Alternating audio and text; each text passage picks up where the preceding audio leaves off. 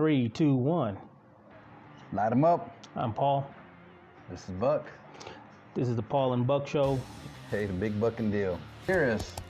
Download the latest app at paulandbuckshow.podbean.com. Okay, we're back. This is Paul. This is Buck.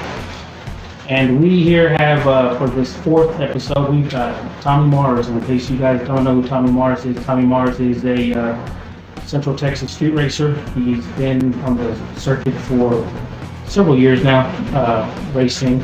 He's well known. Everybody knows him in his car, and definitely when he gets introduced, he'll roll into a little bit more details about himself, and sure, he'll let us know. So Tommy, go ahead and just let us know a little bit about yourself. Well, so as far as cars go, Where are you from, first of all? Dallas, Texas. Dallas, Texas. Yeah, originally Dallas. Born and raised, or? Born and raised in Dallas. And I was fortunate enough to go to a school called Skyline that had automotive and paint body, and then a little community college that had paint body and whatnot. So that's what I did. And that's when I got into racing back in high school. Okay. And first car was a Camaro. Oh, here we go. Awesome. Quickly had to act like the old 305 was broke, so I could build a 350, and that was back in the super shop days. And I had buddies. No, it was just a 78 Camaro. Okay. Oh, 78. Yeah, Yeah, a 305 2-barrel. Okay. Yeah. Yeah. Gotta change that. Gotta go to Super Shop and get the Harrison can. That's rockers. Had ours from TQ30. That's funny. I'm guilty of going to super shops and owning the comp cams, and I came out with a Harrison L79 327 cam or something from the 60s. I don't know, man. I put it in my car and I'm like, how did I put this? It's noisy, and it only had like it was on like a 459. It was nothing. I mean, I quickly within months took that out, put a real comp 290 put the comp 280 in there. Yeah, but super shops had some good. Yeah, man, I got drag radials, the first drag radials there. Nobody wanted to try out drag radials because they're like, man, you need slicks. Those are a piece of shit. You're not gonna hook on the street. Now, there were 275/50s, and man, I was launching pretty damn good, and people were like, They were Pro Tracks. That's what I had. Pro Tracks. Yeah. Oh, yeah. The Pro Tracks or M&H's or something like that. Some old Hoosier quick times back in the day. So how did you progress after that Camaro? What did you do after that? So that's really all I did until life hit, right? Right. And when life hit, the money wasn't there to play like that. Never is. You stop. You start paying for life. That's right. That's true. But of course, I continued to go to the tracks and watch and gamble and help friends, and always had a car. Always enjoyed just the street cars, the muscle cars, and. Is this out there in Dallas still, or you Right here? Okay. Right. I didn't come here till 10. Okay. Yeah, Central Texas became a new home in 10, and that's what I really appreciated about the car scene, was I was quickly able to surround myself with a new family. There you go. Yeah. Seriously. Where was this at? Was this South Austin or? Well, I moved to Cedar Park. Cedar Park. Okay. And wasn't long after that when I met you at Little River. Yeah, that was Chris. He goes by several names on Facebook. I don't have to ask him why. But the real Chris. So maybe called Brad Sievert. Yeah, we know. So we go to one of his races. He tells me to go out there. He goes, "Hey man, can you give me a flyer going? I really want to put this race on." And I said, "Yeah, man, whatever you want." And I go out there and I start taking photos. And there was another guy who actually took track photos, and he's the one that used to get all the photos off the line. And I think primarily he was from San Antonio track. James. Yeah, but he would go everywhere, maybe take photos. So I guess he's there. He takes a few photos. And I see you in the background, the little back area, this really clean Firebird shows up. I'm like, wow, man, look at that damn thing. Everything's clean. Yeah. I walked up to the car and I said, hey, because we've got an 02 Trans Am, and can I look at your car? And man, I'm looking at the window. Everything's brand new in it. And you're like, it's for sale. I'm like, what? Actually, I owned the car twice. Yeah. Do you want $1,000? Yeah, I sold it to a fellow here in Austin. I got it from a guy in Austin that restored it. Okay. He worked out at the airport. I think he was a mechanic at the airport or something. He did it all in his garage. And I bought it off of him. I think I gave him a dirt bike and $20,000. and it was gorgeous. And I sold it to a fella here in Austin that has Atomic Tattoo, I think that's what it's called. Oh, Atomic. Yeah, Atomic Tattoos. Yeah, he owns the building anyway, and then just leases out spots. And he had it for a couple of years, and I told him, I said, man, you ever decide to get rid of it, holler at me before you do anything else. And sure enough, about 2 years later, he hits me up and says, hey, if you want this car, come get it. So I did and got it again. But at that time when I met you, I had a 67 Chevy 2 Nova SS. Yeah, It was a that. bucket list car for Right. me, and I had it for about 10 years. And of course, I was going to the drag races, and I was finally in a position where I could play again. And I did notice that the scene had changed a lot. And primarily what attracted me was the turbo cars. I thought the turbo cars were real impressive because they could daily drive and still get out there on the track and kick your ass. Right. You know, a nitrous car, I just know you have to have a lot more motor and a lot more lift and just a lot more valve train. And so I think the day that you were there, it could have been a different event that Chris had, but Bill was out there. And he was just in a little green Fox body Right. called Dragonfly. Yeah, he was there. And he signed up for small tire and big tire that day Yeah. with small tire car. And took both classes. Yeah. Damn. He and some other youngster was over there tapping on the keys, and tapping on the keys is not my game either. Explain what tapping on the keys is. I just tuning it with the computer. Oh, okay, I see what you're saying. Yeah. Yeah, with that, there was also, I can't remember his name because I picked up a lot of friends on Facebook after that event. There was a guy who had I think it was like a little Honda, and he shows up.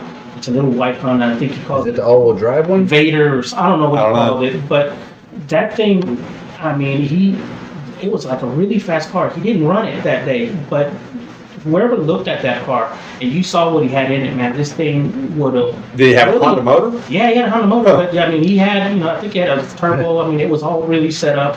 I mean, the kind of stuff that you see it coming out of Florida, Okay. that big stuff. And I said, Definitely real good for no prep. yeah, and I said, are you gonna run? He goes, no, I'm just Exactly. here to just look at stuff. And then there was a few others that were turbo that showed up and they didn't run either. And I said, man, if these cars would run, I mean, you definitely would see something. So I think these were the street guys that were coming to check out the track. They're not used to a track, maybe. And so fast forward, you get that Mustang, right? Yeah, I'll tell you how I got there. Yeah. So, Tell us a little bit about the Mustang when you get a chance. yeah, sure. Well, I'll jump to Describe that, it, and I'll tell you how I got to that. So, really, that Nova that I had already had the nice 9-inch rear end, 4-link setup, the good Willwood brakes, but it had what was called a hardcore 454 small block in it. Oh, Wow, yeah. Hardcore, yeah, of course. Yeah, one of those Bill Mitchell blocks. Bill Mitchell, there you go, yeah. Yeah. Buckin block. And it was 650 horse naturally aspirated Yeah. little motor. It's great. I mean, for the street, tires wouldn't hold it. But man, I quickly found out. I thought I had something. No, I didn't. still not enough. No, I didn't. Yeah, and had a 5-speed Tremec behind it, and that's no good for drag racing either. And I decided, I've been gambling and having a good time at the track. Right. You said I was up there in the pit. Oh, your eyes were. And I really didn't know any of the racers there, but I had gotten acquainted with a lot of the gamblers, and there was a fellow gambler there. One day I said, man, let's get off the sidelines. Let's go joint venture on a car and let's go have some fun. Right. And we're gonna bring those guys on. We need Yeah. to find them and bring them over here. Yeah, and but needless to say, before I got this Mustang and come across this Mustang, I hit up Biddle. I said, "Hey man, what would it take to put a different drivetrain, turbo, like a twin turbo drivetrain in this Nova?" He says, "Man, minimum 20 grand." I'm like, And boom! I find this little Mustang, race ready, $23,000 Okay, yeah. from Tyler Lohman down in Houston. Okay. He had just posted it on Facebook, and my partner, he found the car. And we hurried down there. He had just finished the build. Another fella had started the build.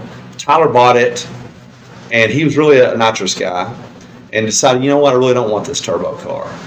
And so we hurried down there, put a down payment on the car. The next day it was supposed to go, or the following Monday it was supposed to go to Flacco for tune for the original, for the first tune, Okay. because it was a fresh build. Yeah, I do remember him getting kind of. Flacco down in I town. saw the comments in there inside. I thought that was either, I thought the car or the motor or something came from him, but.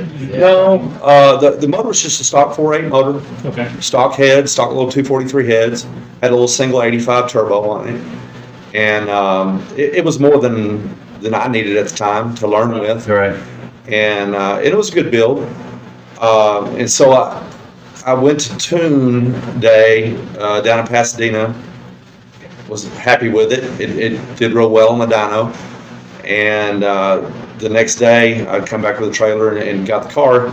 Immediately met Biddle at Little River on a Wednesday, started testing tuning, and he quickly took that thing from high fives to low fives, something like that. Yeah. And that to me was amazing because, Yeah. I mean, when I was a kid, if I was doing a 7, I thought I was doing something. Right. Right? You know? Yeah. I do it. Yeah, exactly, yeah. Yeah. And but then quickly that was not enough, right? And then so shortly after that we went through a few more motors. It wound up having more motor, bigger turbo, bigger intercooler. Right. Now going back to that 4.8, because Yeah. a lot of guys today are just going to the salvage and picking up a 4.8 or 5.3, and they're doing exactly what you're doing. As a matter of fact, some guys actually are just, I've seen them, I've gone to the track, I've seen some of these cars that are really, really fast, and you look at the turbo, and it's that eBay, special, and it's really performant. And you're like, wow, this guy, I just saw him run back to back, and then he gets on his, on his laptop, he does something to it, and he's back out there doing something. So Yeah. real quick, you kind of realize that it's obtainable. Oh, yeah. This modern technology Exactly. is obtainable. You don't have to go get your Yeah. $800 rods anymore. You don't have to get your forged pistons or whatever the case it was back then to hold up even at 5,500 RPM. Yeah. Because these guys are pumping some serious horsepower numbers, and it's what they call your junkyard special, right? Yeah, you certainly don't have to have those components, but It helps if you do, right? boy, Yeah. you damn sure need it Yeah. if you don't have anybody that knows how to tune. Right? Yeah, it really does. It Yep. does. There's You can tune to stock components, keep them alive, no doubt. Yeah, but you can put more with forward stuff and good steel Yeah, stuff. Yeah, definitely. absolutely. You can put more boost. Mhm. Got good head gaskets. So yeah, I mean, Well, more timing more than anything. Yeah, You can put all the boosts you really want to. But you got to It's when you start over timing those boogers. that's we start collapsing lifting head lanes. gaskets. Yeah. Lifting head gaskets and yeah, stuff like that. So. Yeah. For you guys listening, this show, we're not going to start off on explaining what these parts are. Right. We definitely know what we deal with. Yeah, everybody knows this. Yeah. Anybody that's doing We're not going to say, Yeah. It's for just you guys that don't know, awful triple stuff, common 400, not doing that. So Yeah. Yeah, so absolutely, but yeah, being that you've been on the circuit for a couple of years, right? You got a name. I mean, everybody knows your car, and I can say for even for this weekend, I think you even drove another car this weekend. I did. I Yeah. drove Boosted Beast Yep. for Bo Brown. Yep. It was an So honor. I seen that, and like I said, there was some. We'll get into this. Biddle was driving my car. Okay. Okay. So, Yeah, which actually I just sold. well, Real teammate. before we go into that, Okay. you do a few races in your Mustang. Yep. You finally start actually not just doing the clean passes, but now you're doing the clean passes and you're winning. It did So get what to was that it point. like when you won? Well, I'll tell you. So it real surreal, no doubt about that. And a little emotional because we put a lot of time and money in it before we ever won anything. It takes a lot of seat time. And after we got that car, we quickly became noticed because we were at every damn race. Yeah. This is no prep still. No, prep and no prep. It didn't matter. And that's just it. I was Yeah. going to say, I signed up for anything that spun the wheels Okay. just to get seat time right. and learn how to drive and get one with my tuner. I think it's real important. Yep. Yeah. And so we went at it for probably at least a good 2 solid years. Might have won a grudge here and there, was competitive, and didn't really have a breakthrough until Shannon Morgan's redemption race, Yep.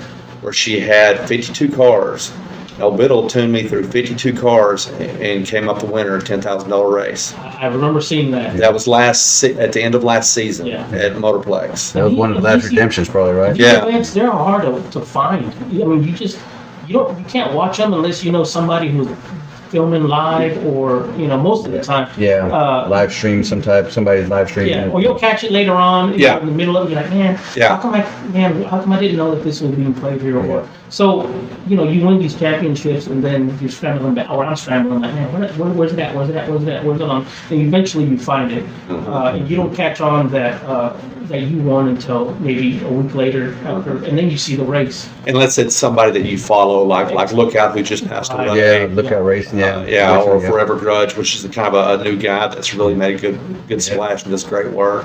Yeah. There's several guys that are at the tracks that you It can. does some good live stream. If you follow them, you can follow. That's how I follow. Lookout. Of course, you guys probably know Limpy if you follow Oh, yeah, his. yeah. He's all over the United States and has Yeah, great he's got big great time coverage. Yeah, so He's got some sponsorship or something like Oh that. yeah. Oh yeah, he's big. I think he's able to retire lately and do this full time. He has to, because like I said, when he started out back, I mean, he's been doing street race for like 10, 15, 12, maybe more years, but yeah, he's definitely got into the mainstream now, where he's streaming, it's live, and when we talked about, like, either if it's a no time or no prep, there's a race every weekend, it seems like. I mean, there's and the pots are like huge. That's that's what draws all the racers, is the pots. This is what drag racing is at right now. I think a few of the big wigs that out there that manage show primetime television, they're missing the point of what people want to see.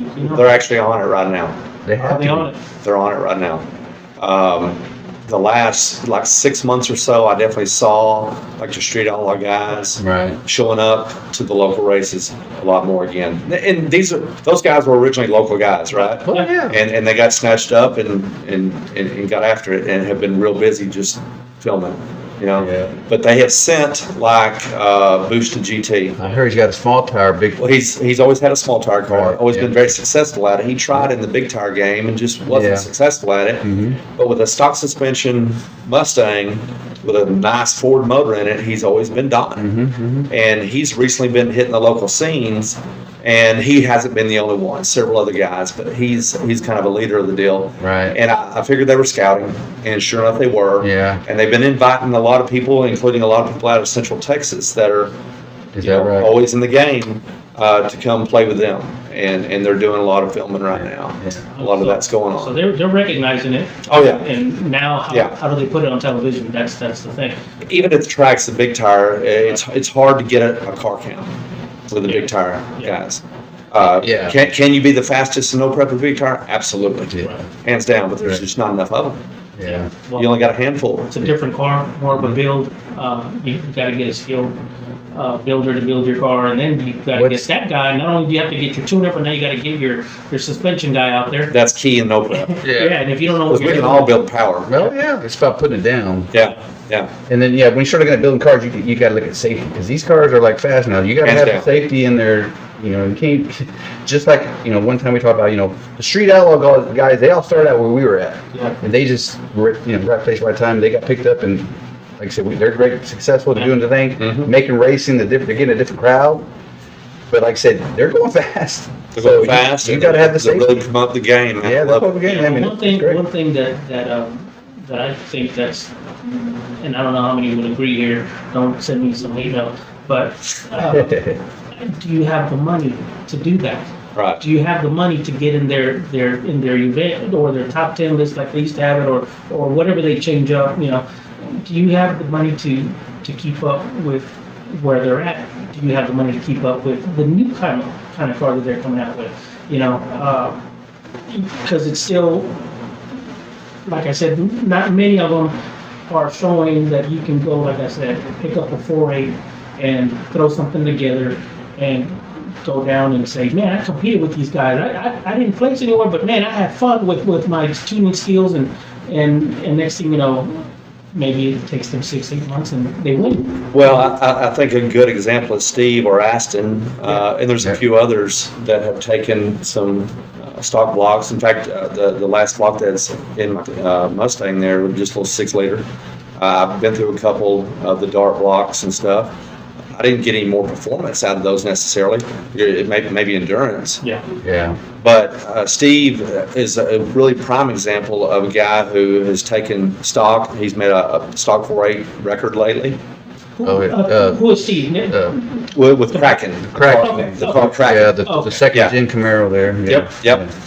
And he's been racing with the elite of small tire guys, and he's toe to toe with them with the stock block.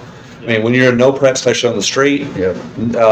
those will make more power than you can put down. You Right. might be able to put down if it's on concrete, Yeah. and be tough, but yeah, It's really going to boil down to your tune, Yeah, it's either at the in the top end. suspension especially. and the Yeah. suspension. Mhm. Right, and I've seen, I've been with WFO at his place, and, you know, without discussing what he does, everybody has their own tunes. Mhm. But I've asked him, like, man, how does that work? 'Cause it's obvious. And he's like, man, that's, you know, that's one of the ways to get down the street. And I filmed him once, and he wasn't joking that the truck really did go down that stretch that he was testing on. Mhm. And it just, that's when I walked away. And I asked Ray, I said, Ray, I said, man, these tunes on the suspension are very different, man, from what you have on. Was on it, the like I told you, well, we talked about, was that Yeah. from the 90s till now, the shocks back in the 90s were, if you got down the track, it was just because the track was biting or something. Yeah. But now the shocks that come around so far, the technology, you know, Santa Yeah. started it all. He had AFCO, Mincer. I mean, those guys. I mean, that's what it comes down to. And the way you got your bars set up in some of these tracks, you know, the barrier, travel in the front, you know. So And you can put sensors on the suspension. You can put sensors on the can drive monitor, shaft, especially with the DFI or traction control. any type of engine management system. Yeah, you can data log anything you want. Yeah. Any sense you can put on there, whatever you think about, you could. Anyway, so yeah, the technology has come like so far, and like I said, street racing, no prep. I mean, the guys are fast. I mean, it's just fast. It's a different ball game. Like I said, so everybody who's competing, I applaud them because where I want to go, you know, I just want to put my foot in, see where I fit in, you know, and go play, right? Eventually. Yeah. So, but yeah, I mean, everybody's doing great. Ashton, Steven, you know, everybody, everybody's fast. So You guys know Uncle Jeff? I don't know if I do Jeff. Y'all should get Uncle Jeff on here. Ah, He'd be fun. He competes right neck and neck with all the guys you're talking about. Yeah. Okay, yeah. Yeah, we'll we'll have to connect with them. Yeah, definitely. One thing I was going to ask you was Jeff Duncan. Jeff Duncan. So Yeah. give us his info and we'll. Sure will. Yeah, yeah. Certainly. So you've got your Mustang, and now you've got. Do you have a transmission preference? Did you go I prefer all two-speed. or did you go street style transmission overdrive? Because some these guys are doing like a 480E Right. running around. So what are you doing? A two-speed power. Power drive. That's Yeah, always two-speed, yeah. yeah. That was my choice. With the air shifter. That's always Yeah. it's just Which one- is a safety feature. You talked about safety. Yeah, To me, if the fewer things you got to do when you're Right. going down the yeah. track, That's the same. Just one. the more you can concentrate on just keeping it between the lines. Right. Yeah, yeah, and like I said, that's always that's always been a preference, right? It's lighter, less, you know, one less gear. So, but you know, when you go into like the real, like the Pro 275, right? They got lockup crap, shit, and like, god damn, that's just another, that's the more shit you gotta learn about, and it's like you got another gear in there. Like you hear that lockup converter, it's like, Yeah. you know, it's like a 3-speed. Is that a 4-speed? Yeah. Oh, it's a 2-speed, or you know, whatever. Yeah, I way back then, there's this guy in California, Art Car Transmissions, and he was like the go-to guy for 704s. But nobody had really built a 4L60, you know, E.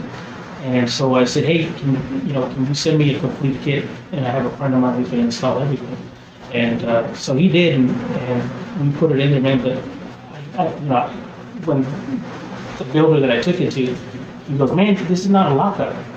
I said, no. He sent me a kit that's going to override that. It's just a 4,000 stall that you're going to put in there. So I'm driving around with this 406E that's got a nasty stall, and that really low gear was just really surprising a lot of the older school transmission Did guys. you put a trans brake on it by chance? They didn't make one back then. Oh, yeah. And it wasn't until like maybe 10 years later that they put one. But but I messed up that transmission, and I didn't even have a lot of power, but I messed that thing up like 3 times.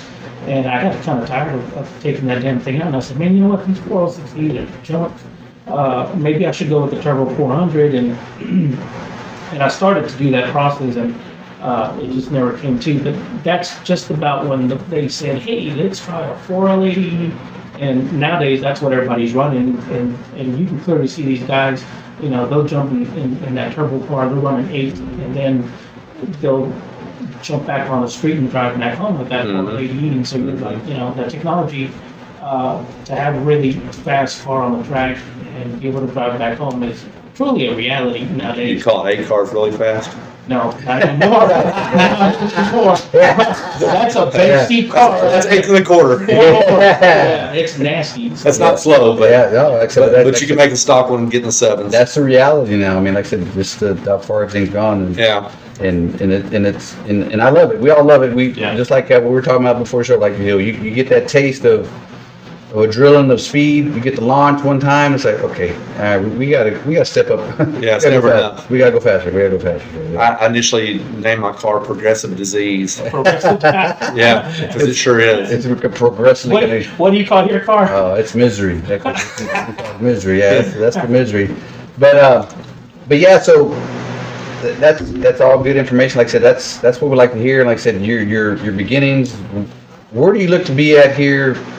You mentioned something about you sold a car. So Mustang, you did. I sold it, yeah. So recently we were at Little River prep event. It was right before that event, right before Chris's last event, Okay. where you had the big screen and all that jazz. Oh yeah. I can't remember what event that was. Yeah, that was one back in June, I believe. Yeah, I'm trying to. Oh, that was that Ethan Williams race? It might have been. Oh no, yeah, that was Big Sleepies. Big Sleepies Big race. Sleepies. That's right. Yeah. That was his race. And that night, it was a prep race. And boy, that night, man, if you got out of the groove, the prep wasn't on the far right or the far left of either lane. And boy, I just, probably 3/4 of the way down the track, just all of a sudden wheelchaired. 'Cause my left side was getting good traction, Yeah. the right side. Oh, left. got out of the groove. And I was throwing power at it like we do at XRP. XRP is the premier prep track. And I was giving it that kind of power. That was a mistake. And boy, that sucker all of a sudden was up on the front left. Front left wheel. Yeah. And 3 wheels were off the ground. Yeah. And luckily, I steered fast enough to not flip, but I still caught the wall a little bit there. Oh, you did? And Yeah. and messed up the fender, the bumper cover, the hood, hot and cold side of the turbo because it was on that side. Oh.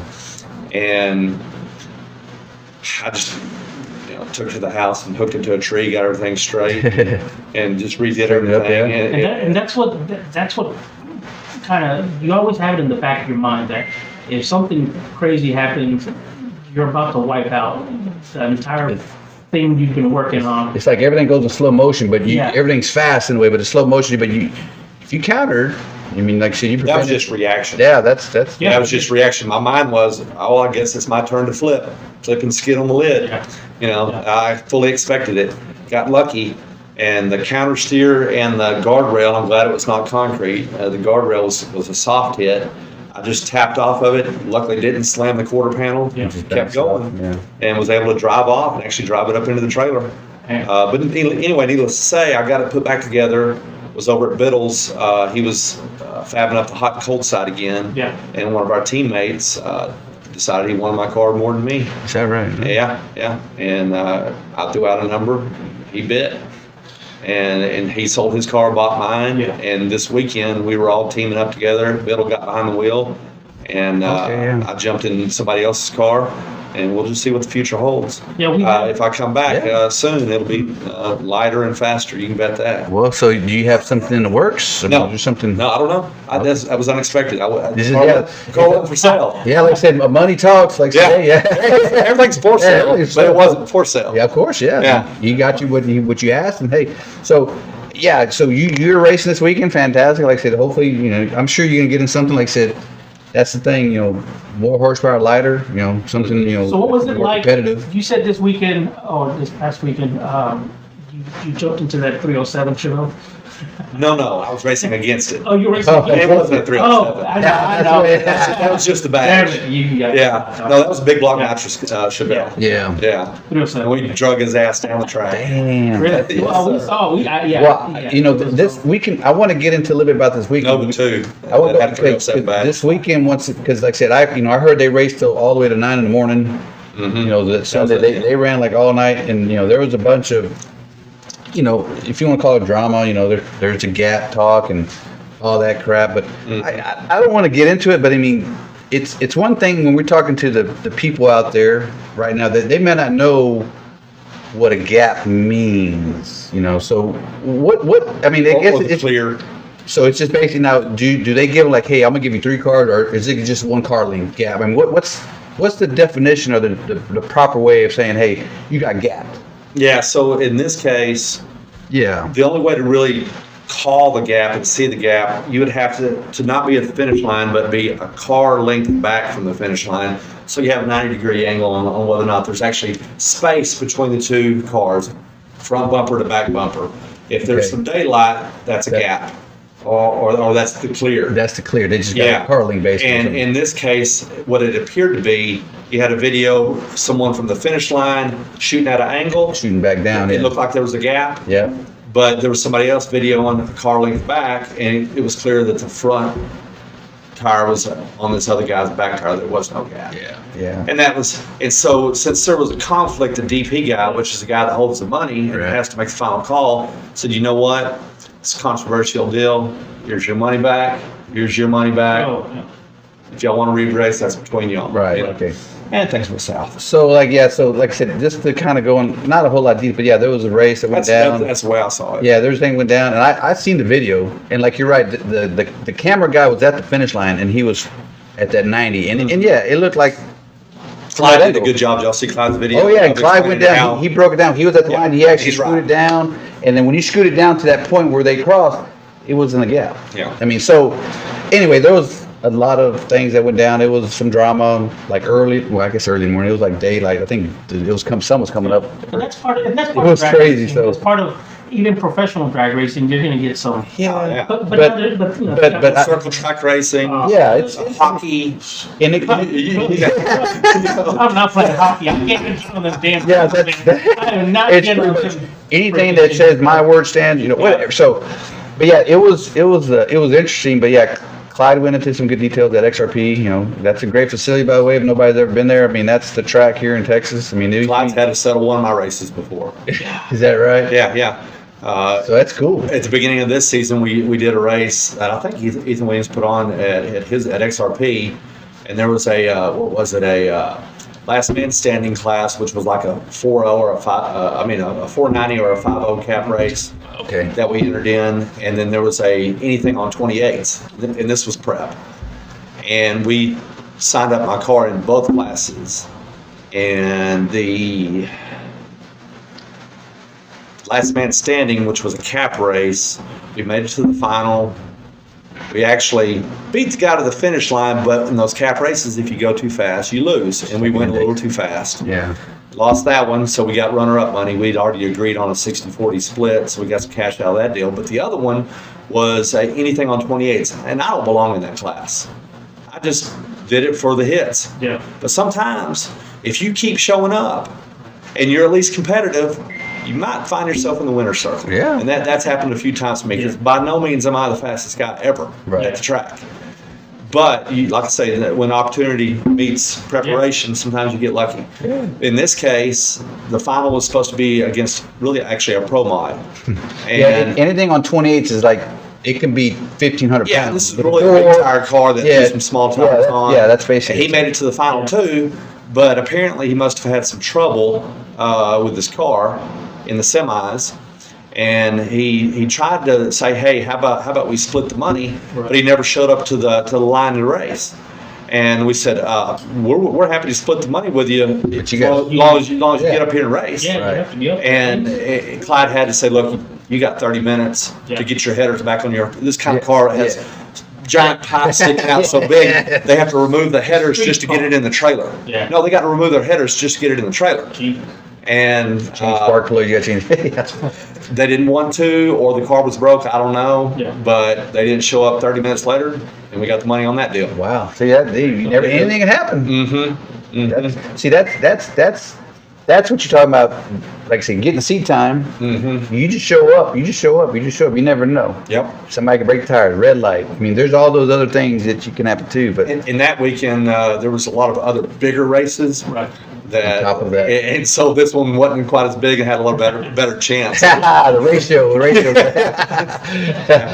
But yeah, going back on like something on the gap, like I said, when you go to these races, when they bet on the gap, it ain't like it's hey, $20. I mean, we're talking $1,000 on the gap. So that was kind of crucial on that. And that's why point. you got to have a DP man. Yeah, you got to have somebody filming. So just kind of go on top of that. But like I said, this weekend, it sounded like it was a bunch of good racing. I mean, at XRP, was it a lot of cars? Oh, it was off the chain. That was the Big Jake. Big Jake production race. It's a yearly thing he has here. And these cars come from California. I mean, they come from all over. Yeah, there was the video you showed. I clicked on it to go see all the different videos Right. that this guy was with. Yeah. And it turns out, it's a gaming channel that Is that right? is live on. Twitch. Twitch. Yeah. Yeah. Oh, I was Twitch. like, Oh, man, yeah. I've seen Twitch's stuff. He gets good feed, but yeah, it's kind of like That's where he was doing his kinda live feed. And I said, hey man, Was that Forever Grudge or who was that? I don't know who The Tickle Flicks fella? I think that's it. Okay. I think that's who it is. So I got to see a few races on there.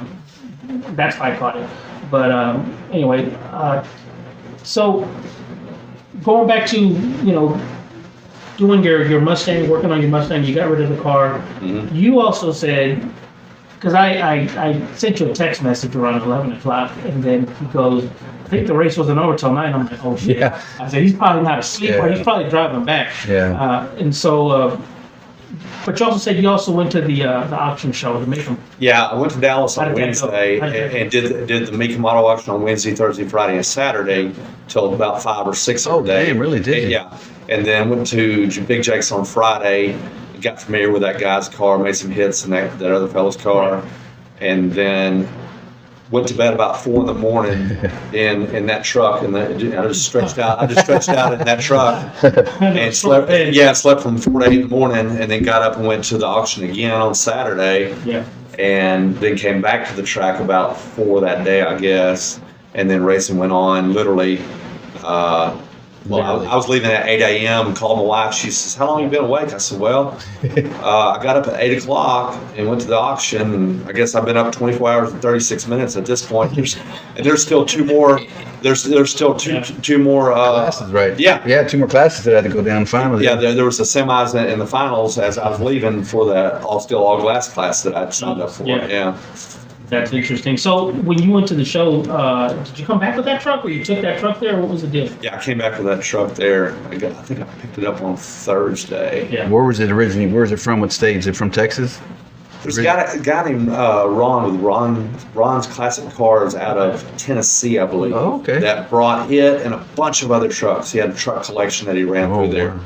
And I happened to I guess, pit or park by his camp, Okay. just coincidentally, and then wound up buying one of his trucks. What attracted you to that one truck right there? I mean, it's pretty. Well, so stock.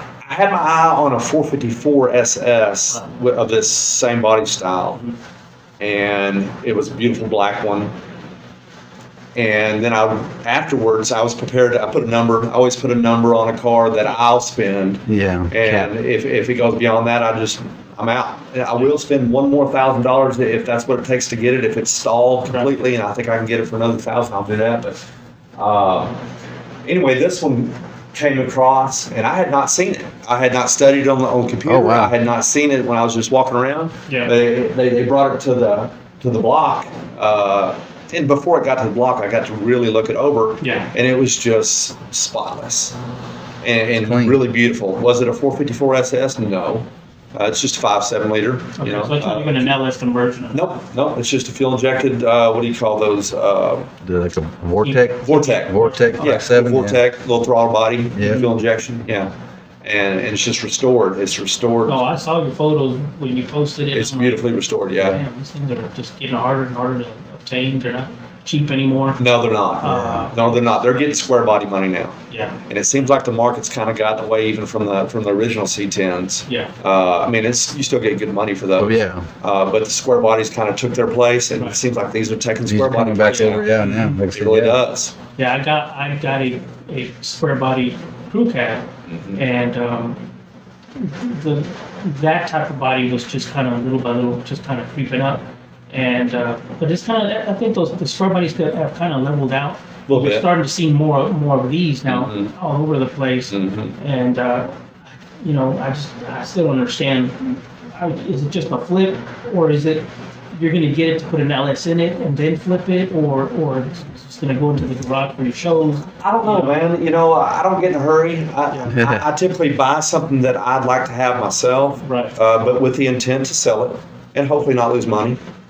I prefer to buy right, so that when I do sell, I get a few $1,000s out of the deal Yeah. for my time and help pay for my racing habit or Yeah, of course. you know, whatever else. Or mama gets a new pair of shoes. Gotta keep the lady happy. Yeah. Yeah. Speaking of happy, since I sold my car unexpectedly and came home with a fat down payment, just like that, my marriage got better. First one to eat. Turn around, just like that. Yeah. Hey, that's what it takes. What it Yeah. takes, like I said. Yeah. But that's so funny. Did you ever let her drive your Mustang? She never wanted to. She didn't want to be too fast. I know my wife. She's like, you don't ever let. She didn't even want to ride in it. Didn't even want to take a ride in there, huh? No, because I broke her in when we were courting. I'd get on a motorcycle or whatever else, and I'd let her see what So to she's do. like, yeah, I'm gonna stay away from you. Yeah, she knows better. You drive a little crazy there. Yeah. That's funny. But yeah, so clean truck.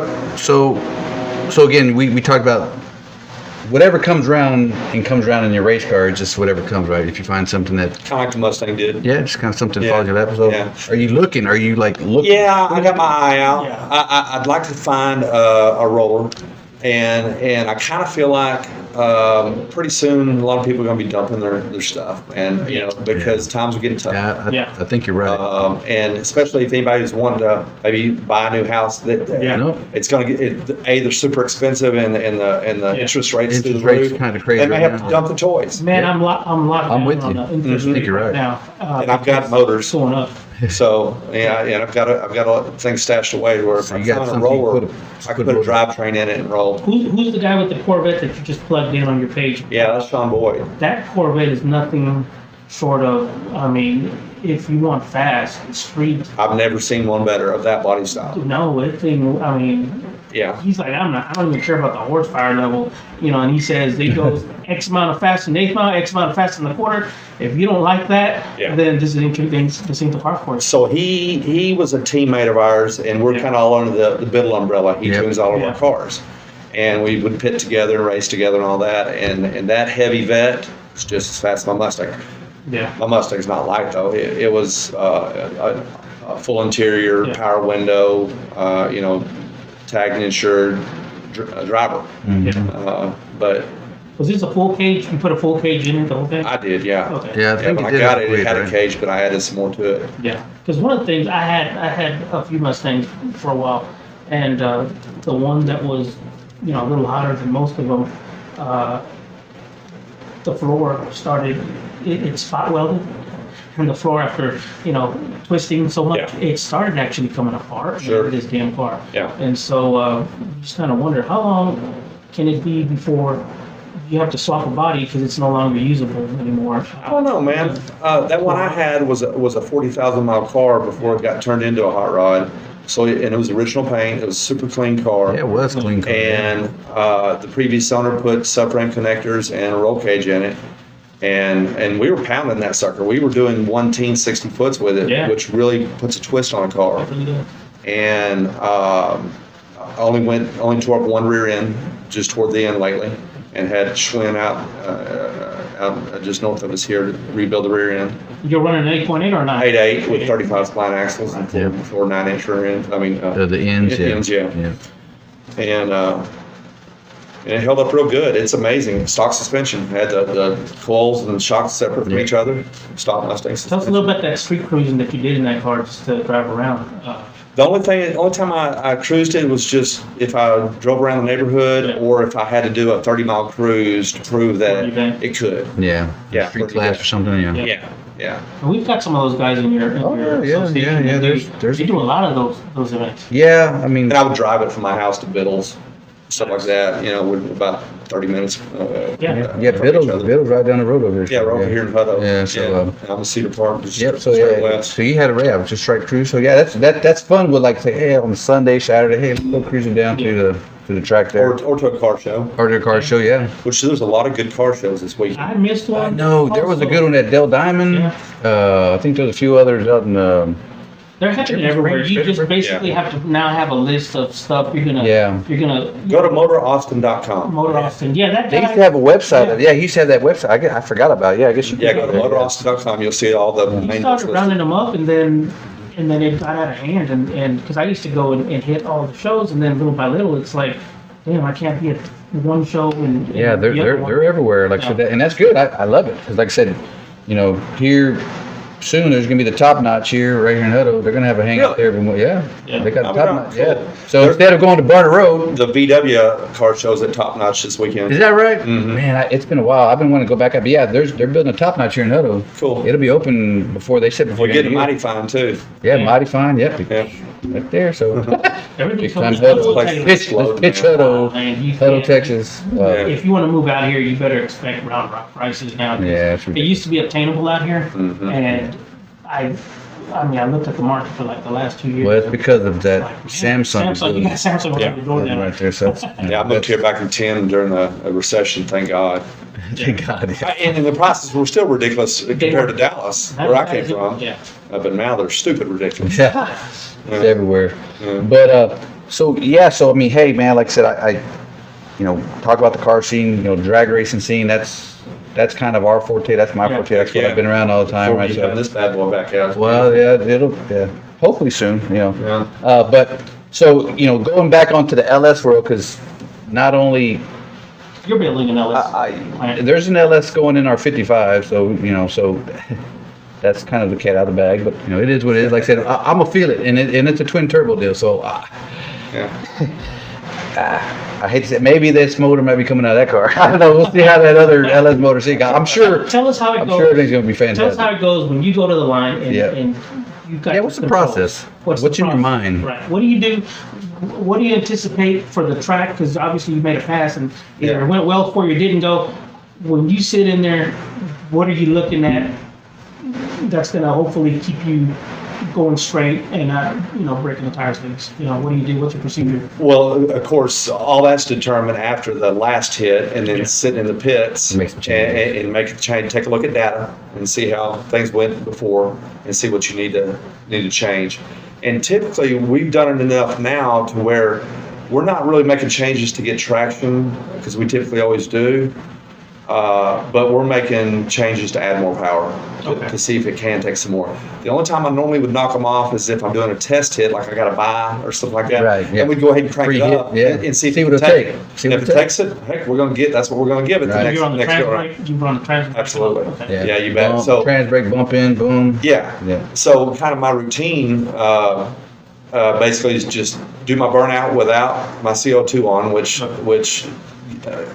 puts it just helps the springs in the wastegate. Yeah. Yep. And gives you more boost. And I had to learn the hard way that if you do a burnout with the CO2 on and you boost the snot of it, you quickly over rev it and you stretch your rods. Wow. Yeah. And on decel, Touching your those rods are going out the Yeah. side of your block. Yeah. But so anyway, I'll do a burnout with just motor, basically, no boost. And then afterwards, turn on the CO2, pull up to the line, have somebody get me close to the first light, then roll up to the first light, turn it on, hit the trans brake button, and stomp it. And get that sucker popping real good. Get that boost going. Get that turbo spooling Yeah. Yeah. to where it's on its two-step Okay. at about 4,400 RPMs or something. Yeah. And then once you hear it popping real good, just go ahead and bump into that second light And when racing a nitrous car, is this nitrous? Yeah, it's nitrogen. Yeah, when racing a nitrous car like this, make sure you don't get in before him because he can burn you down. Yeah, that's Yeah. that's one thing. That's I the had the light game this weekend. I'd be damned if I was going. Guy wanted to I ask want me. to play games with you. Well, the guy, I had to learn, and Yeah. Biddle had to teach me. Yeah. You go up and ask him, you want to go in first? You want to go? Don't have that discussion. I Don't have that discussion. And I said, I learned to say to guys, hey man, Let him go in first, basically. no, sir. I just say, you run your race, I'll run mine. No disrespect. Yeah. I just don't want to make an agreement that either one of us can break, and we'll be fighting after this race is over if you break it. Yeah. So you just do what you do, I'll do what I do. I'll see you at the finish line. Yeah. That's the best. Yes, sir. Yeah, like I said, Yeah. there is that thing of playing. Unfortunately, like I said, when you come in, and in my opinion, you come from class racing, you know that, right? Yeah. But when it's a no prep or there's money involved, things can get you. You made a good point. Yeah. Like I said, you just run your race because again, this guy can play your fucking mind game Yep. with you, Especially if you're a and rookie. burn you down. And I You had may to be learn on that when I was you may be on that break forever, like your transmission's like, and this guy's taking his time. Oh man. So I He's got all the time in the world to. They got 7 seconds. Yeah. yeah, when he Well, turned it, but I mean- when that other guy turns that bulb in, the 2 bulbs, he's got. If not, you'll get timed out. I don't discriminate. You just on and off. Yeah. And the Well, thing is, it's going to take me 3 or 4 seconds to get up on boost. Yeah. And then go in. Then he's got 7 more seconds, so I can't be you on the can't popper waiting for 10 seconds. Yeah, that'll burn your transmission up. Yes, man. sir. So, are you on M1? Or are you on E85. Yeah, it's right out over here at that. What's at this? the VP store Yes, right there in Hell? Yeah, it's- I heard the it's- VP store. That's got the best octane There's eater. no job you said there's no race guys there. Hey man, Yeah. I tested 88 almost every time I tested. So that's the place to go because again, Yeah. I heard the place on HB over there on Yeah. 35. Not good out there. Anyway, so Yeah. so okay, E85. So I mean, your charge is cool. So your engine's still kind of like, hey, I can run it all day. That's why I say, I'm gonna run my race. You run this. I can sit here all day. You wanna play games?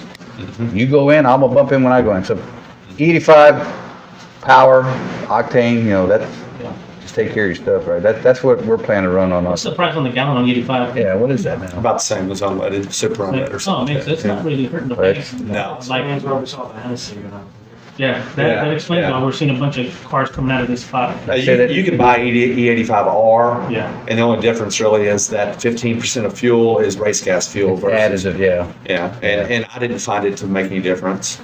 Yeah, I tried Well, it. I don't think the turbo would make too much difference. Well, you build a lot of boost, but Well, it's the charge or E85. You really don't need a intercooler. I mean, it's great to have one, but I mean, you probably don't have one, need one, but At the level we're playing and the size turbo we have, it You makes a need lot of an heat. You intercooler. better have an intercooler. In fact, I went from a 3-inch intercooler to a 6-inch wide intercooler. big difference. Cool It- charge in it, there. it made a big difference. Yeah. Okay. yeah. Yeah. you're carrying that sucker right there next to you. Or No. This is this was just no. I don't do the ice. This is just air. That's air. air. It's got a big That old. car I wheeled this weekend, he had the air to water ice. he had ice That was in a pain in the ass. Yeah, you got ice. You got to have a shitload of ice. Yeah, I'm plumbing one, and but it is better. well, I'm plumbing one, but it's just, damn, there's so much maintenance to that thing, and then you got to constantly, your ice is gonna go out. And then, If I want a cold charge, I just go alcohol. Yeah, just go M1, like say, and you'll be done. Mhm. Intercooler gone out the window. But yeah, so I mean, people, it depends on your application, right? So That's right. E85, you could probably run like a mile tune street. Yeah, you might be okay, but I guess for racing, yeah, I guess you made a good point. Yeah, cooler charge or better. E85, that's the difference. But if you're driving on the street, you just tune it fatter, Batter, and it's you gonna can burn. buzz around all day long, no Yeah, 'cause problem. E85 even without an intercooler, I guess if you want to, if Right. you do it fat enough. Because E85, you're looking at 35% more fuel than standard That's pump right. gas, so your fuel tables are going to be, Mm-hmm. as long as you got it tuned right, you can run the street. But anyway, so like us nitrous guys, right? I mean, C16, Q16, yeah. I got a drum in the back. It's like, it's with the price increases here these last time. Yeah, it affected everything on that. So I wonder if it's been tougher to get. Has it? I don't know. not from what I've had this drum for a while. Okay. But I mean, I might have heard that somewhere, but I haven't ran it so long, so fuck, I don't know. So I tell you what, though, you guys were talking about the no prep scene, Right. And we were talking about Siebert. I think Siebert just recently went back to a car similar to this. Yeah, he's got that's on nitrous. Yep. And I think for the no prep, the nitrous cars do real well. JJ's a good example of that. Of course, he's been dabbling with some power hours and stuff. He's got but some pro charge. he's an example of you can take stuff that is not high dollar stuff, Yeah. but if you figure it out and put the seat time in, Yeah. I think I don't know if you guys know Matthew from Central Texas here. He puts in the seat time. When I think of seat I time, don't know his name, but he got the Fox body, right? yes, that blue Fox that body, blue one, yeah. and he's been very successful. Yeah. Does he have the best stuff? Well, he doesn't have junk. Let me Yeah, I say mean, that. he got He doesn't have junk. Does he have the best skills and all this kind of stuff? What he does have is determination. There you go. Seat time. He puts in that seat time, and he shows up and shows up and shows up. And at the end of the year, he's got more wins than the typical guy. Right. Yeah. Yeah. Yeah, Chris, I really like talking to Chris because, you know, when he Well, he's real. he's real. Oh, He's real. And when he came on, he was taking on those big events, you know, that everybody wanted to get into, and he was taking his truck out there, and he's got a lot of skill, and you know, sometimes, you know, he wasn't he wasn't the fastest truck, but That's just too heavy. yeah, it was too heavy. But I mean, still, he was very competitive because he knew how to race, you know. Richard Smith comes to mind when you say Another Oh, one. man. His yeah. truck is just, I mean, just Well, that's his that's his brother, yeah. Yeah, his brother's got a truck. Richard Brother's has brother. he had the Comet there, and he had the Falcon. Yeah, now so that car at Kenneth's race, Yeah. man, he was screwed down there just like yeah. everybody else. I mean, Oh, yeah. but yeah, he made a big change in this program, and I don't know what he's doing. I haven't seen him out in a while, so I don't know if he's doing some upgrading. What is he turbo? He's turbo. now turbo. He's turbo In now. fact, for a little while, he had my old 85 in his car. Is that right? Yeah. That turbo's bigger than the motor. He just bought that temporarily. His turbo went out. He just needed something to get to the next race. And he and I both knew this is not going to be enough for your motor because he had I think 388 Ford, Gotcha. bigger motor than because that thing came off my little 4.8. Yeah. Yeah. And it wasn't enough turbo for what he wanted to do really, but it got him by. Right. I mean, But that guy, figured it out. he can figure out how to make almost anything work. He's just good. Yeah. He's a good mechanic and a good driver. He's a big Ford guy because he's Yeah. He's all Yeah. selling. he's off. Yeah. It's all Ford. And Fords are fast. They're just expensive. Yeah. Yeah. You know. Exactly. Yeah. Yeah, no doubt. But he'll be back out soon. I chat with him on pretty regular, Yeah. and he's had knee surgery lately Oh, that's probably why. and doing way better. His body did it. He's going to do the other one, I think, soon. Oh. Man, we need to bring these guys on. Yeah, get Richard Yeah, Smith. we're I would gonna say get for him, yeah. sure. Hit him up. Hit Biddle up.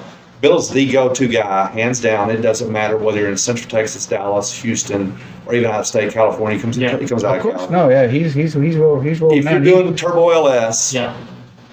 once someone else has screwed up your car, you wind up at his shop. Yeah. That's the truth. Yeah. It really is. Yeah. Yeah. That's, Yeah. I like it. We'll plug him. We'll get over to Dwayne. Like I said, I met Dwayne a few times. I met him back in San Antonio. He had his Dragonfly. When he first got the Dragonfly out, and that was probably 7, 8. That years was ago. the hatch. It was a hatch. It was a hatch. Yeah. Yeah. It wasn't. And then he had a It wasn't a notch, right? That's right. It was a hatch. Yeah. Which one did he? I think he rolled once at Little River or something. Well, recently, Nah. Well, a few he- years back.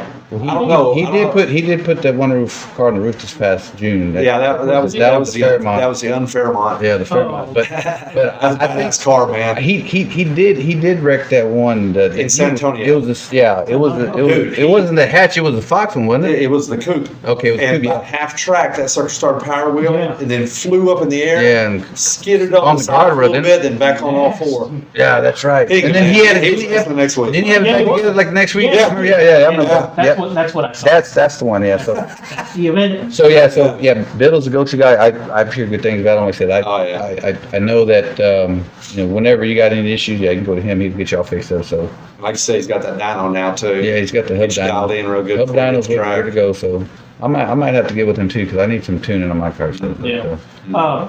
Who's the guy that you go to that does all your, in the shop dyno tuning? Glenn, he does your engine, right? He does engine tuning. Dyno. The engine dyno. Oh, Mr. Glenn Yeah. in Round Rock. Mr. Oh Glenn. yeah, I know. Yeah, Glenn. Yeah, he's got an engine dyno. So yeah, I used to help him out, right? I helped him out do balancing some stuff and do taking engines on and off of the dyno. So yeah, he's the go-to guy. He he's gonna have his car coming out soon. I just finished wired up his car. And he's a nitrous guy. He's a Oh, he's nitrous gonna guy. run again, huh? Oh yeah, Cool. yeah. He's got his 582. It's a big block of nitrous, but he's gonna come out. He's His coming out. nitrous setup is unique. Yeah. I don't, Well, he had an old setup that yeah. he instead of having the nozzles going to the intake manifold like a a multi-port, he had them going directly into the heads.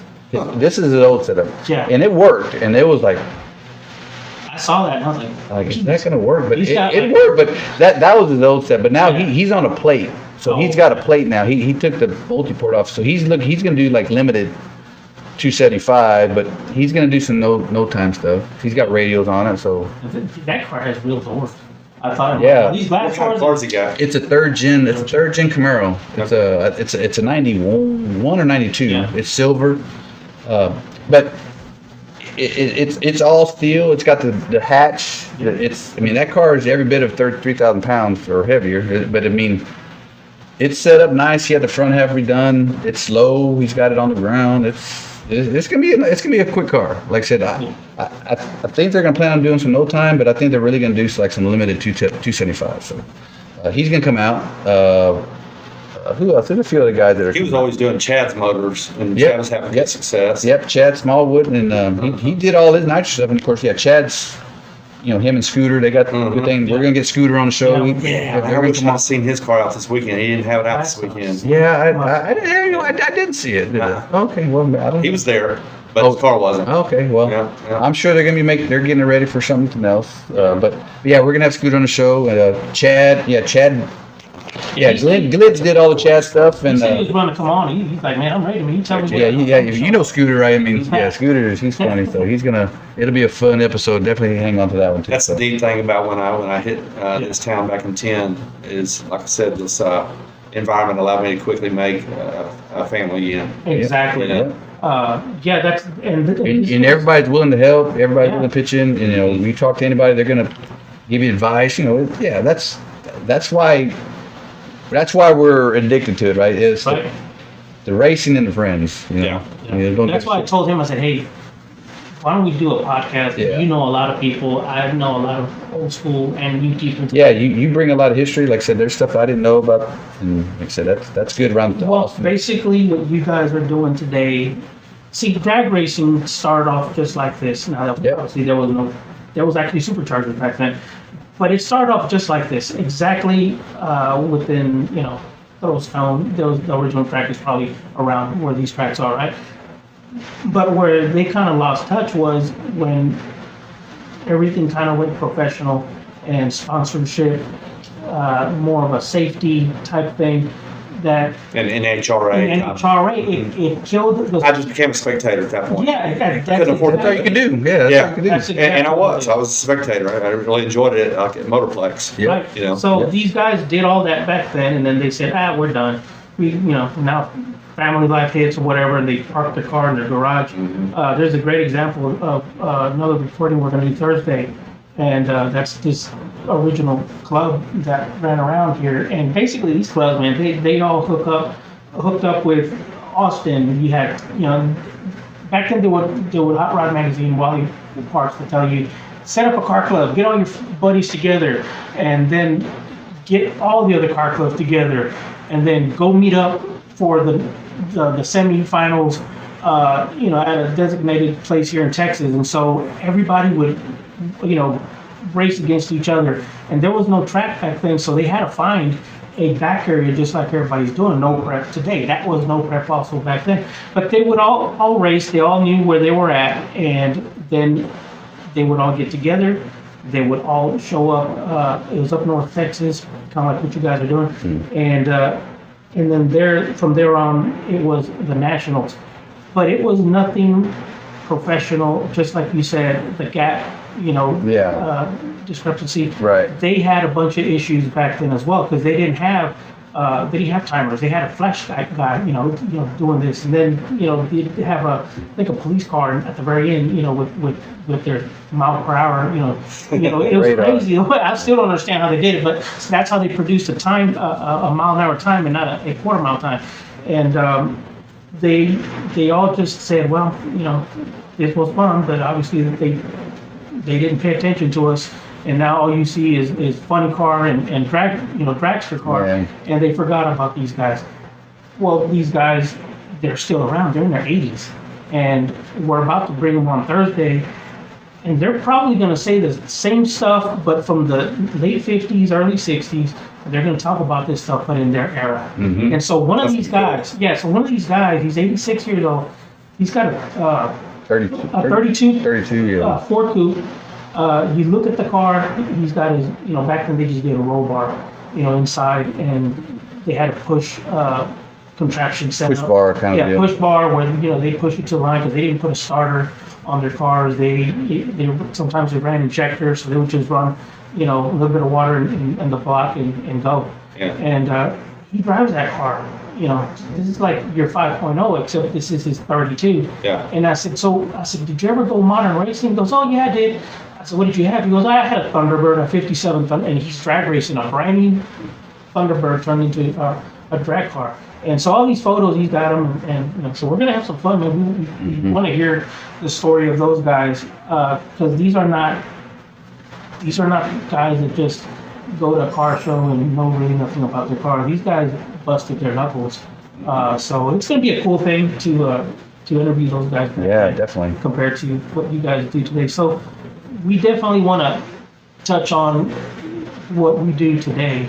Basically, bring on all the guys that race. We're gonna bring everybody, perfect show. Thanks, Tommy, for coming out. Like I said, Chris, WFO, who else we got? We got, we're gonna try to get a hold of Kenneth. Kenneth's gonna have the hood to hood here. Yeah. Yeah, that organize all the fun. Yeah, and Big job. yeah, it's a big job. Number of people we're gonna have coming on, right? So, Comic Dog, and if of you're course, listening, I want you out here, man. Ashton and his old man, right, Greg? Yeah. Because Ashton's dad, I'm sure Ashton's dad. He's one of the original OG guys on the street around here. I mean, he still got that black 55, and he had another car. So they're gonna be. I'm sure the Smith brothers raced against him. Oh yeah, I'm sure. Yeah, I know. yeah, absolutely. This 55 has a story because Yeah, it does. that 55 has a previous history from another really fast. To my Aston's father. Yeah. That before he had the car, Was it another Dykes' really car? fast guy. Yeah, It was Dykes' car, right? Yeah, D. Dyke used to be one of the fastest guys out On the here street, to beat. yeah. So that 55 has not really changed much. I think somebody told me that. It looks like Aston just come off a win this past weekend. Yeah, that's Oh what. yeah, that was like a true street race that he ran. I think they were down in with it. Mexico, I think. Oh, okay. Yeah, so Gotcha. there's always a private ranch, right? That everybody goes and races. Sometimes airstrip Their strips. or in Mexico. But now I'll tell you what, Yeah. I'll tell you something that's coming up that you guys, if you've never done it, I highly recommend you do it. Yeah. And maybe do some filming and interviewing while you're there. Hartshorn, Oklahoma. H-Town Throwdown. You ever heard about it? I think I have. Google it. Okay. They do it, I think, 3 times a year now. And the city of Hartshorn actually blocks off the street, Wow. brings in EMT, brings vendors. It is off the chain. Have you ran it personally? Yes, I have. Have you really? Yes, I have. So And there's my intent was to race this next event, but Yeah. and I might, but not that far. Not your car. You're gonna do a You foot have- race. Yeah. That's competitive too. I've Yeah. seen that. And we're gonna be out there, but we don't know how. But yeah. But it's kind of cool at that one. Yeah. If you're a street class, they'll make you go do like a 20, 30-mile cruise Oh, and then wow. come in and then race. And it's always a big car count, a lot of fun. Limpy's typically on the light. Of course. Limpy's been doing a lot of events like that, whether they be something that's sponsored and legal but street, or back half racing, or just front half racing that's not prep. Right. There was a lot of good back half racing in San Antonio. I wish that track was still open. They had a really good back Yeah, half. y'all did there. It was just as much street as street is. Yeah, that was That on the big end. That's what you're referring Yeah. to. It's big end racing, like I said, racing going back. Big end, yeah. Uh-huh. Okay. I've seen That's fun. I saw quite a bit of you guys go do that at Little River, and All on the back half. Chris did. That was Chris's. Yeah, Chris and Chris is the one. and Matthew. Yeah, we, Oh, Matthew too? We need to Okay. ask Chris how did that go? Because he opened up that whole no prep thing, and Mike Garvin he allowed to put it on at that track, and so those events that we went to back then, it either you like it or you hate it, you know, and that's the way it was back then. And but look at it now. I mean, that's what everybody goes through those. I mean, It's probably not as fun to spectate necessarily unless you like watching somebody do 8th mile burnouts. right. Because that's kind of what happens if you put down too much power. Your wife's smoking the whole way down. Going down the Yeah. backside, yeah. But for racers, though, it's kind of nice because it's an equalizer. It comes down to skill, not power and money. That's exactly right. Yeah. Exactly right. Like I said, Those we shows dig are it. definitely the ones people want to see, and you know, if the drag strips would cater, I don't know, weekly, Monday through Friday, just open it, go in there, and have something. Maybe, you know, some of these guys, because they're still street, and then there's still the delinquents that ruin street, Oh, you know? yeah. And those are the ones that need to be taught on how to properly street race. Yeah. Because all the news catches is negativity. And Yeah. that was one thing that because, you know, Well, we've been kids. We did it too. right, Yeah, we did it too, but I mean, They'll have to take their lumps and learn, and Yeah, eventually they'll do it smart we called if they them, stay free. we called it squirrels. Let's get away from the squirrels. Yeah. We're all gonna drive out.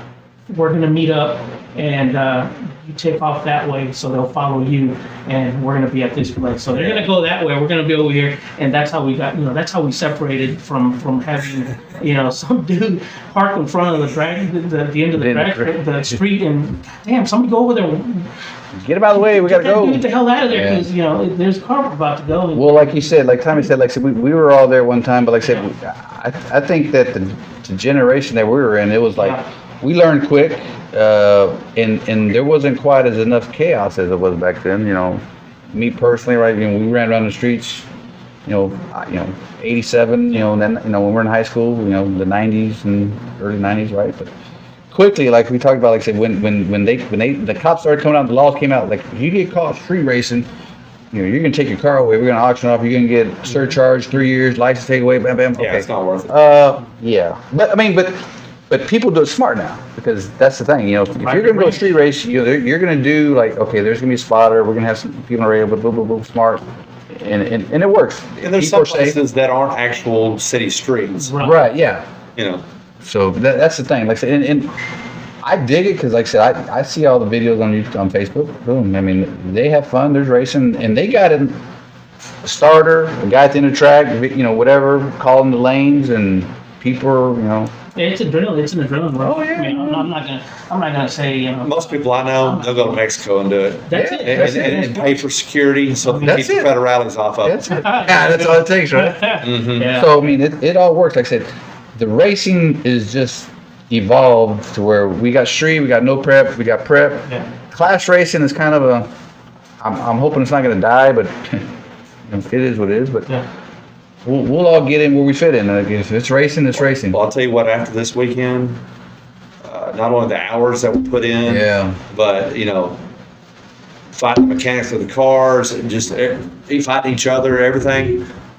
This sport is not for the weak. No. No, you gotta be hard. Mentally weak, financially weak, No. you know, whatever, you know. You, How many sets of tires do you go through? Because it's no prep. I mean, Honestly, I do both. I do prep and no prep. Yeah. I personally prefer prep. Yeah. I really do, because I love just letting go of that you can transbraking. put all the power it's down. got. Yeah. And it's amazing when you're done, you're like, really? My car just went that fast? Yeah. It's so much That's- faster. And it's so much more controlled speed. Yeah. It really is. But I like the no prep too. I do. My car being a stock suspension wasn't set up really for that. yeah. It wasn't exactly set up for prep either, but you can just lock down the front end and go. Yeah. To the most part, Yeah. in the prep deal. So like radial tires, the evolution of a slick. Tires, man. So like Yeah. we used to run like a 29.5 10.5 stiff wall, right? Yeah. You can get, depending on how much power, you can get 510. You get lucky. I put 40 passes on set, but radials, They're gone. no man, them some bitches last a whole lot longer than slicks. Yeah, well, yeah, You don't have to do much of burnout. Yeah, at all. they're stiff wall. They got the compound. I mean, they're gonna dead hook. Yeah. Because the thing with the reason why the slicks you got because the sidewalls are wrinkled and Yeah. you knock the belts off and then they're kind of done. Yeah. But like a stiff sidewall radio, I mean, you could probably get 50 easy if you just do like a. You don't just- You don't have to do like a Yeah. John Ford burnout because people do. No, in fact, People do shit. the people that sell them recommend little to no burnout. Yeah. 17 pounds. Yeah. Go Yeah, get it. that's the thing, Me, yeah. I would just do a burnout. I wouldn't even go past the start line. I would just do a burnout, pull up, go. Not only that, but they're real stable on the top. Well, that's the thing. Yeah, That's the best thing about them. That Yeah. a slick, you got the sidewall and they're rolling. But yeah, a radio, from what I hear, because I haven't actually had I've always ran a slick. This is my first set of radios on here, so everything's getting set up for radios now. But so yeah, smoother Cadillac, smooth. The thing is across the country, everybody they're not as blessed as we are here in Texas. Mm. We've got a lot of kick-ass prep tracks. Right. We're spoiled, big time. Yeah, you're right. But with that said, even here in Texas, it's getting tougher and tougher to get the prep now, to buy the prep. For example, Shane Bray, for Kenneth Williams, Big Sleepy's Right. race. He drove, I think, out of state to get a To barrel. get the glue? Yes. The- Wow. Yes, sir. the PJ or whatever. Uh-huh. So here's another thing It's now. tough to come by. So I think you're going to see more no prep as a result. More tuning skills, more driver Here skills. goes one other thing. Especially too. you mentioned tuning Here skills. goes one other thing too that I've heard. Now I don't know if this is true or not. Like I said, but I heard that Shane Bray be another good one to get on here. Shane. He Yeah, and his family, kick-ass family. yeah. I've known Shane a long time. I've known him There you go. and Yeah. Bubba Lowry. He knows all you guys. Yeah, Bubba Lowry. I've known them since Uh-huh. they used to come to Taylor and races. They're from Pflugerville. Anyway, so Bubba's got another one to get on here. yeah, Bubba Lowry. Bubba lives right down the road. I think I had a video. I think he's putting together a new build right now. Oh yeah. So, but I've heard that being that the radios are going to be starting to get hard to get a hold of, radio tires, for whatever reason. But I heard everybody's going to be going back to slicks now. Yeah, I don't know. yeah. I've got them kind of stacked up over my house, both. I got You both got- stacked you up over my got- house right now. Somebody needs some. There you go. There you go. I want Yeah. rubber to go back. Mars, Facebook. Yeah, they got all them Yeah. tires got a stamp date on or they build date. So yeah, so don't want to go back. So, but yeah, I've heard that being that the radio tires are going to be because right now they're on back order. I mean, people who have them, Yeah. you better snag them. But if you're going to go like through some of their Jags or whatever, I heard they don't have them because they're not necessarily. I don't know if it's a shortage or production, whatever. But I heard because of that people are going to be going back to slick now. So after I tapped the wall, I needed a new front tire. Well, I screwed up a Yeah. rim, and I flat spotted the two front tires in that wreck. Right. And Summit didn't have any of the ET front fronts. Front runners. I think so, yeah. Yeah. And so I just contacted Mickey Thompson directly, and they had them next day. Really. They had them on the front You porch. can't do that. I've seen some guys order some wheels that I'd never seen in 3.5. Summit had the rim, and then I got the tires from Yeah. straight from Mickey Thompson. Yeah. Yeah, so the supply chain is weird because, like I said, I work for Holly, right? There's stuff on back order. I mean, all the ECUs, the Terminators, the Dominators are on back order till Really? October. Yeah, that's what I had in my Mustang. Yeah. Dominator. Yeah, so Loved it. yeah, top line, man. We can go a whole nother show about Yeah. ECUs, but yeah, the supply chain just screwed up. But Well, hopefully. it's impacting, I think, everybody in each of the. Yeah, tires, ECUs, car parts in general. You can go into the grocery store. You'll go buy Well, something. And you're like, the hell is this brand? Yeah. Why is it here? Or we're trying to get some oven cleaner, and you're like, Yeah. it's been on for months. Yeah. That's another area where we are spoiled. We got Texas Speed in our backyard right here. That's true. another- Yep. Yeah. Yep. Love it. Yep. Love it. Yep. Yeah. And it's been nice. Yeah. Nitrous outlet just up from Waco. Yeah. Yeah. Night shot up there and then Waco. So yeah, I mean, we need to bring some more performance shops down. I mean, I know we had our locals there, but I mean, we're talking about manufacturers like Waco, the guy, Oscar, we just interviewed him.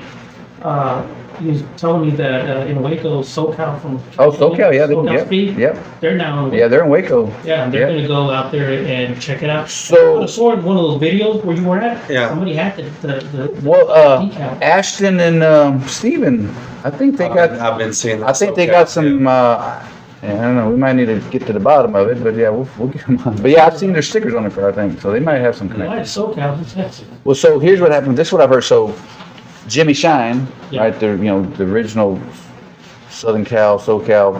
They sold it. Jimmy Shine got his own thing now. but some other guy bought it.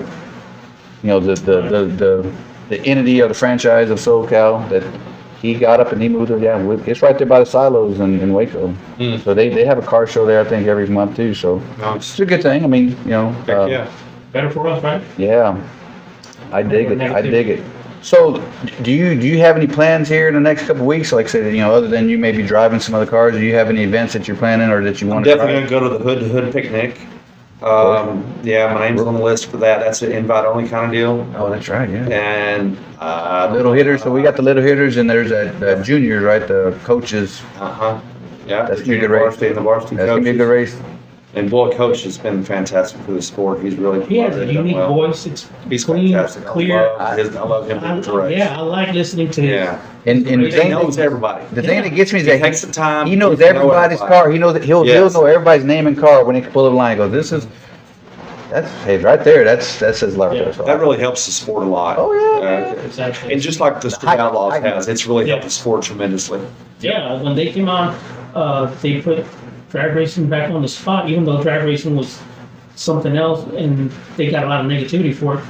Man, you can't deny it. They brought everything. It brought another some other clients or people interested in the sport. How old were you? I'm 19. Yeah. 18. So, you know, I would figure without Street Outlaws, there'd probably be a lot less interest of the younger generation. Right.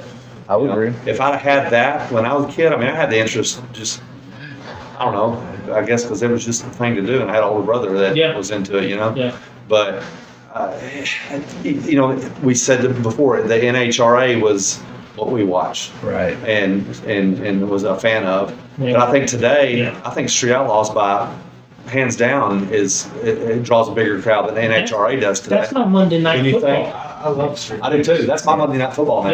Yeah. I used to be a Cowboy fan. It's hard to be a Cowboy fan. It's hard to be. I know. And now that was Street Outlaws. A picture of our truck. I hope I don't get roasted, man. I know. It was like, we better win this game, and we lose by. Yeah. Well, that like, everybody who's from Texas, they're either they're just a Cowboys fan. Like I said, it's like, Yeah. God damn it, you're I'm making over this flip, so we're gonna go race. We're gonna watch. And it's one thing, like I said, reality TV, Bachelor, but screw that. Okay, I want racing. Okay, we're gonna come over here. We're gonna watch stuff about racing here. Like screw all this other reality crap that we Yeah, got on in TV. fact, say whatever they want. It's real for these guys. They're But it- busting their ass all week, getting their cars ready, putting their life and their cars on the line every week. Yeah. Don't hate because they made money and now they can afford to buy 2-3 cars. You know. Well, Like, I hate, I'm not doing it. Yeah. Well, like I I- said, they Right there. they all started where we were at one time. Like I said, hey, something might happen for us. Let's just keep chugging along. But yeah, Yeah. I mean, those guys are. Well, a lot of our they open friends the have been doors. invited to race with them lately, and I was invited as well. Okay. Yeah. All right. Man. But Well, You need a car now. yeah. you need a car. For sure. Yeah, 'cause It's not in the cards for me. My life, my work, and my family. Right. That's that. It's a big commitment. Yeah, I could say because again, I don't know because me and our buddy we went to the first quick or 32 that they had there in OKC. Yeah. It's a thing now with the way they do a film now. It probably literally take like 5 or 7 days of your life Oh, to no. film. Oh, no, At 3 2 hours. weeks. 2 weeks. See, Yeah. 2 weeks. There were guys, friends of ours, that were 2 in Vegas weeks. for about 3 weeks total. With travel and everything else. Yeah, so that's Yeah. a commitment. Yeah. That's a Yeah, commitment. you're gonna see some episodes soon that people you know Yeah, I think from here. that's awesome. Mhm. And like I said, we're gonna Cool as get hell. we need to just get them wanna on the show bring- too. We'd like to just bring them here. Like, for instance, the next event you go to, we'd like to have you back on and tell us how it went. Your buddies too, Yeah. or we'll probably be standing there too. We'll be watching and we'll be, Yeah. I'll be there. What's up? But So, yeah, like I said, in the future we're gonna get a lot of the guys on. Like I said, we got a number of people that we got. We're Yeah, doing this just we'll 'cause get it's fun. Dwayne, we'll get Brave, we get Lowry. Yeah, we're gonna get a stream of people, and hopefully this show turns out to be a success.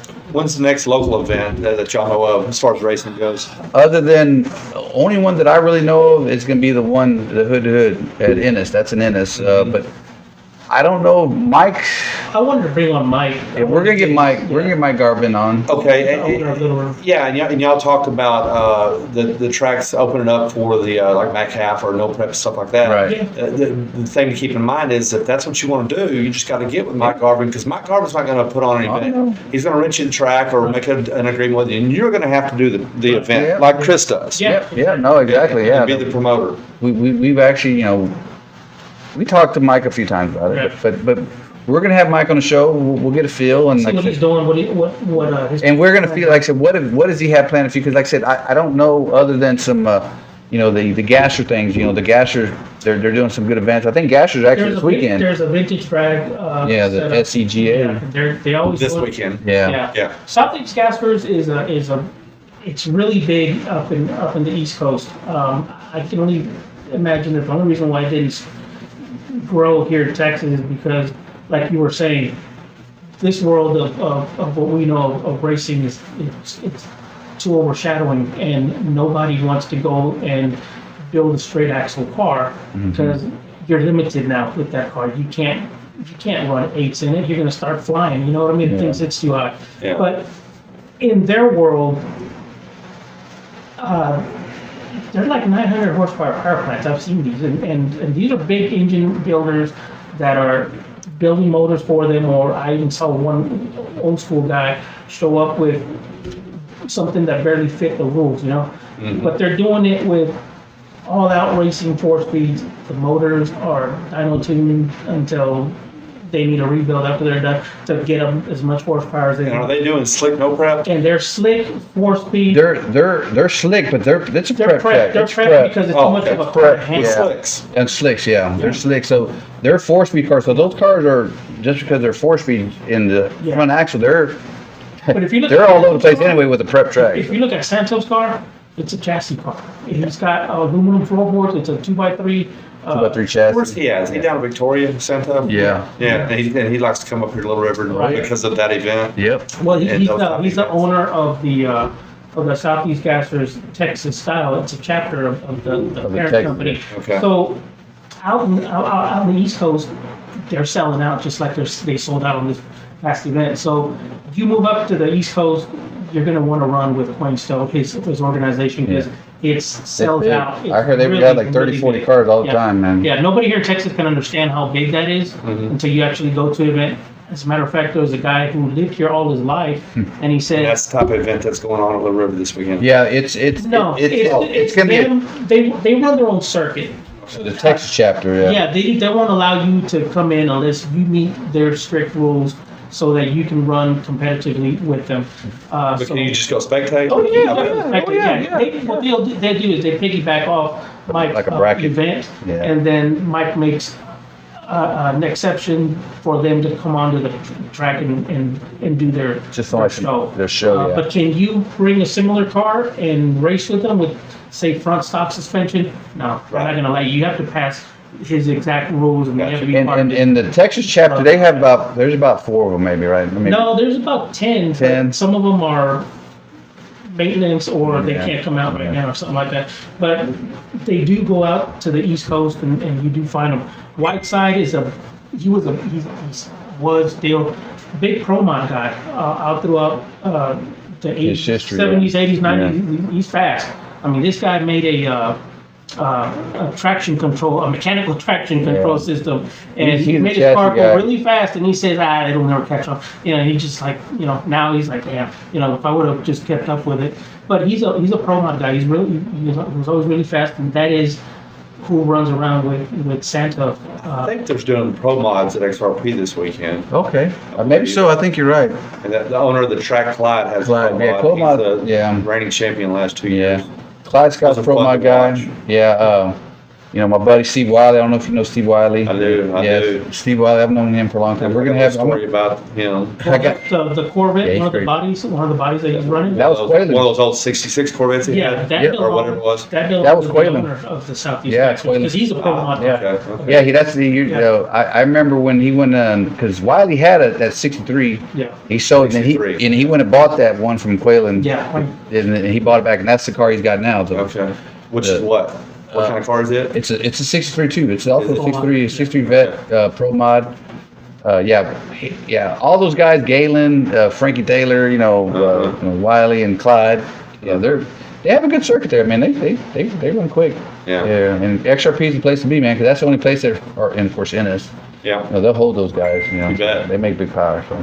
It'd be nice to see them back in Elbert. Haven't seen those guys.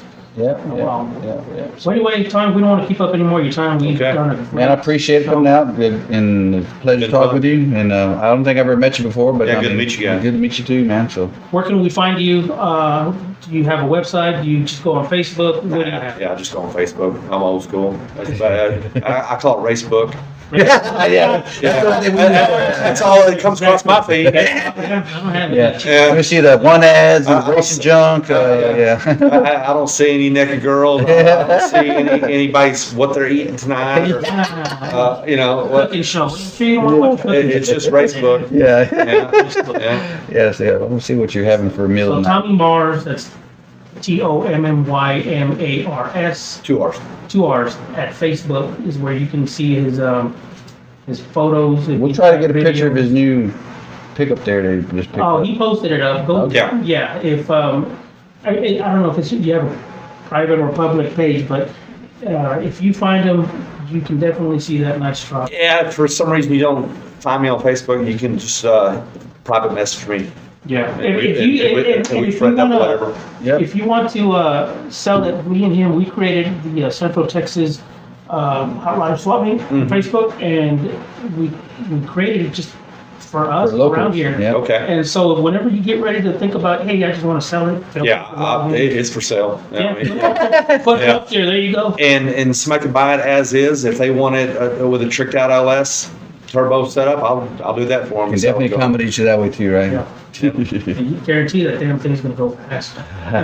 Because if his Mustang went fast, more than likely this truck is gonna scare you, if not. I mean, you can make it if you want to, but it's too heavy for fast. Hide the switch. It's too heavy. It's too heavy. It's probably too clean because I say you probably just want to cruise this truck. That's, right? I mean, I don't think it needs a LS and turbo or anything like It's that. too clean, yeah. Just cruise it. Yeah. Good stereo system. It's a decent stereo system. Yeah. A better one would be good. Yeah. So, all right, Tommy. Well, Thanks cool, a lot. guys. All right, guys. Guys, everybody, we will see you again. We're trying to get as many racers as we can, and so hopefully we can have a show like this either every Monday or Tuesday. We're going to give you a quick intro of this show before it comes out, and usually we take some photos real quick just to Yep. show proof that this is Tommy or whoever Yeah. whoever we're interviewing. It's not a Yeah, it's not a we're teddy having bear or kind of like a crap. preview before it comes out. So And how do we find your show? So if you go to Facebook, you're going to find us as the Paul and Buck or the Big Buckin' the Big Deal Buckin' Show. Deal Show. You can Okay. also go to Instagram. You can find us on Instagram. I'll send you. Are you on Instagram? No. Okay. Get a page. Everybody's on there too. Yeah. It probably works better for Oh, most bummer. people because it's just a photo thing, and so Yeah. you just. I don't know. I like it a little bit better than Facebook. If you ask me, Facebook is a little. So on Facebook, though, your show is typed in as how? The Big Buckin' Deal. Okay. So the Big Buckin' Deal. Yeah. And we're also on Spotify. You can also go to Podbean. You'll find that whatever viewer or whatever. It's the Paul and Buck Show .podbean.com, I believe. That's Okay. it. So there you'll see all our episodes pop up. There's also links to listen to them on your favorite podcast app. So music, Amazon, we're on there. We are also on Spotify. We're also on Samsung. Coming up. We're also on the Samsung podcast app that comes on Samsung phones. So you can just search us up and you can find us in there. Hopefully we get plugged in with more apps out there so that anybody can just pull them up on your phone, iPhone. Or iPhone's a little tricky. We haven't linked it to that yet, but Okay. we're working on it. We're also going to put these live feeds or these recorded feeds on YouTube. So we're going to create a YouTube channel. It's all a little process to get everything up and going. So this year, With that YouTube, you can monetize what you're doing through the YouTube. That's Right. one way, right? We're yeah, gonna you can, monitor- you can also do live. We can also turn it on live with YouTube. Or live on Facebook. Or live on Facebook. Facebook. There's, Yep. there's many ways to do it. We just didn't want to go live yet because We're We still- were still, you know, we didn't want to get like, you know, we got some static, didn't realize that iPhone with, you know, 5G actually create a problem. Didn't know that, so. So we're trial and error. It's all Yeah. trial and error. We're getting new equipment, so Yeah. it's gonna progress. Like I said, we're just. But you can find us, you can definitely find us on all these apps. Yep, For sure. absolutely, guys. Great. Paul and Buck Show, We out. Peace. next time, guys.